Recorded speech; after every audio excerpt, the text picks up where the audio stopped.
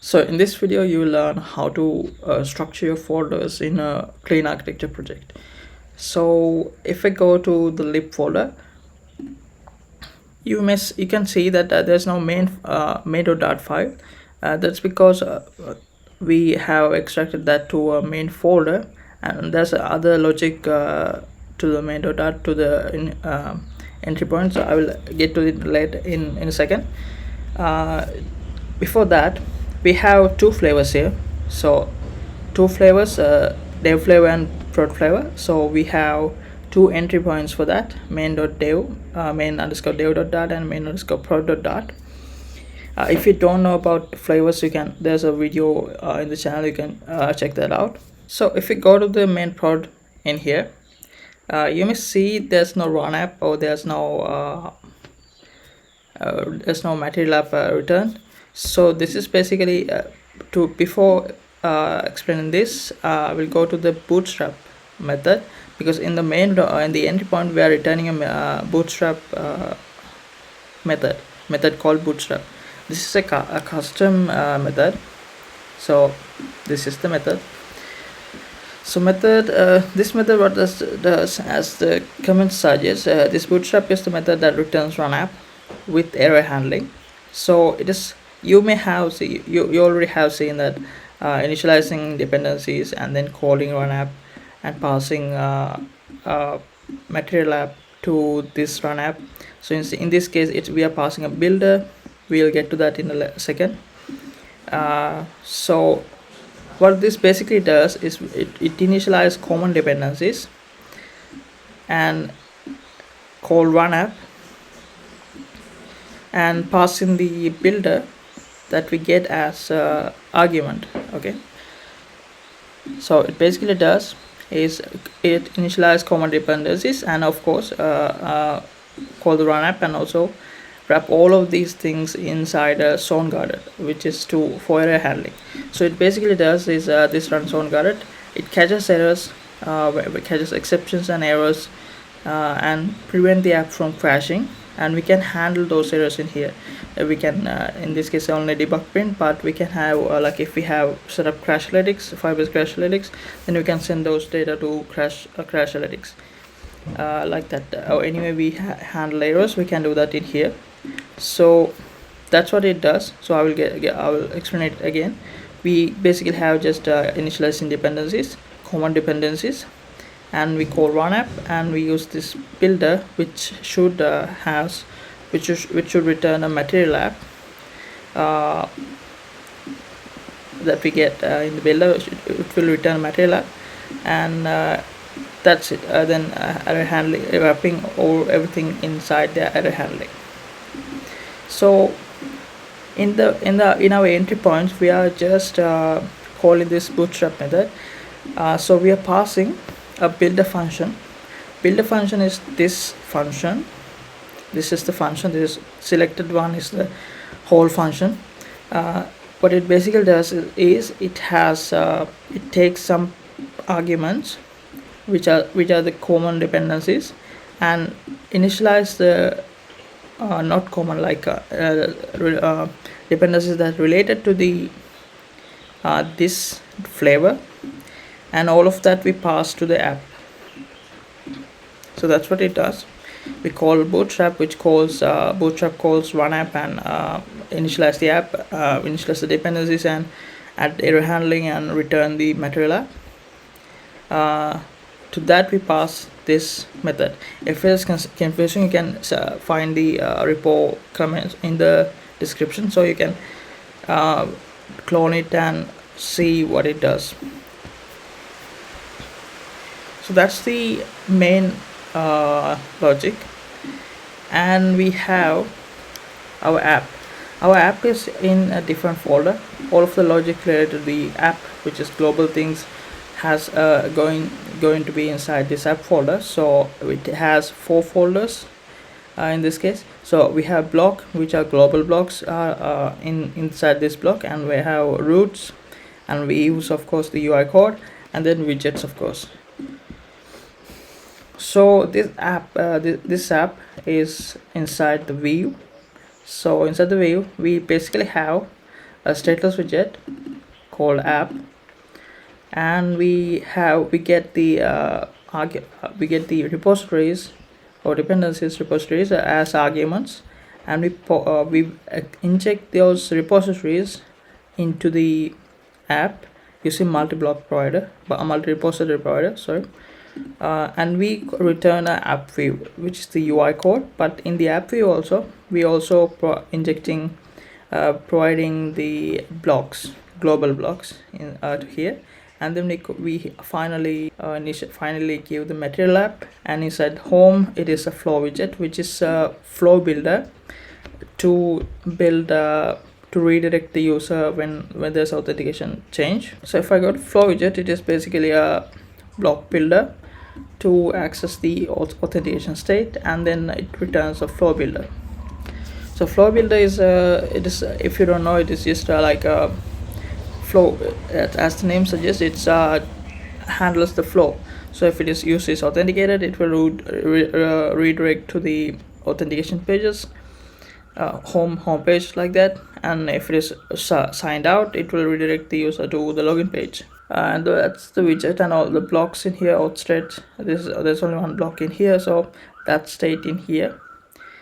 And of course the roots, these ungenerate root paths. Ungenerate root is in this roots dart file, and that's the app logic.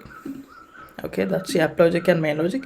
We still didn't get to the part of the clean architecture. So these two folders are just it can be in other folders as well, other architectures as well. So clean architecture folder specific to clean architecture is these three folders, like presentation, domain, and data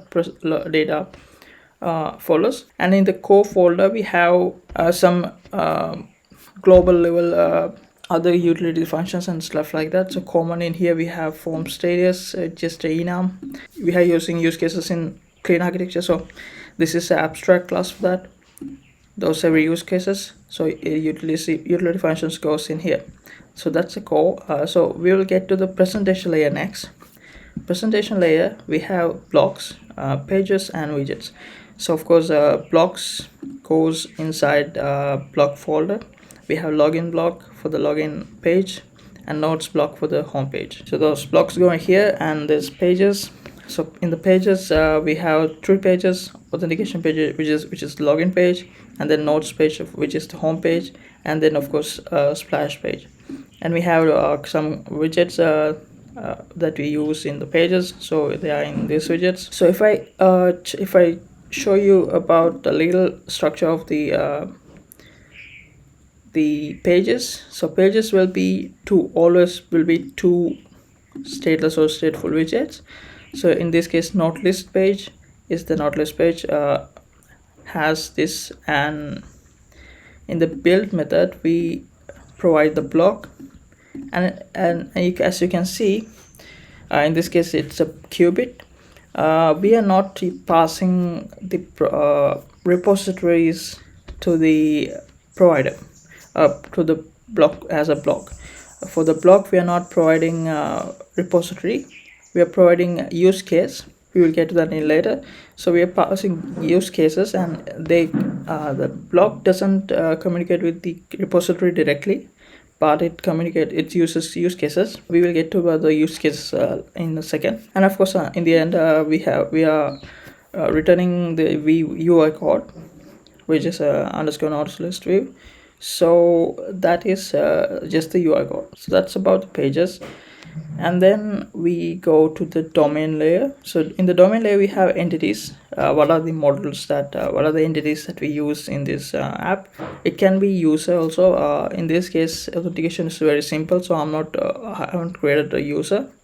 So in this case we only have node. So it's like a node model. It's like an entity, and all of the entities goes in here. So and then the repositories, these are not the implementations of repositories, but the abstract classes, like interfaces only. So the repository takes one repository as argument, and then it has three methods, like check forward, sign in, and sign out. So all of these repositories, all of these files are only abstract classes.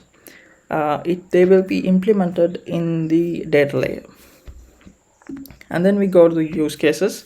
In the use cases, this is a use case. So basically, this use cases do only one thing. Like if it is add node use case, it only does adding a new use case and returning if there's a return value. That's all. And if it is a delete node use case, it only does delete node, and it takes a node's repository as argument, and it has only one method to implement, which does is which calls the repository in here. So if you're passing to the BLoC, the BLoC only calls this if in the page, the UI, if you want to delete a use case, then we call the BLoC is calling to that. BLoC is calling that method, right? BLoC is doing it's calling use case, not the repository itself, but the use case called the repository. So that's about use cases, and that we're still in domain layer. So then we are going to data layer. So data in the data layer we implementing the repositories. So if you can see how the repository it extends the abstract class and implements all of the methods that is to be alright. So in the domain layer, it is only the interfaces of the repositories, abstract classes, and in the data layer, in the repositories, we implement the repository. And of course, there's models in here as well. So there's a node model in here. This node model is for data. Like if you are saving for local storage, then we using this node model, not the entity. And then if there's if you're fetching from the local storage, or if you're fetching from a remote call like API request, then it is also nodes model. And in this case, I'm using Hive storage. So I'm using as the type object for the Hive storage. And there's also a build runner generated file. So those are the models, and mappers is for like the conversion. Like this node model is to convert a node model to a node entity.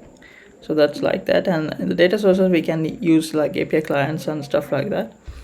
But in this case, I'm using a local storage, Hive storage, so I'm using a repository here. But API clients and stuff like that, we can go in here, data sources. So that's how the folder structure of a clean architecture project. But it is not a solid rule to use the same. There's no hard fast rule that this folder structure should be exactly like this. It can be different. Different people can use different ways. But this is a one way to structure a clean architecture project.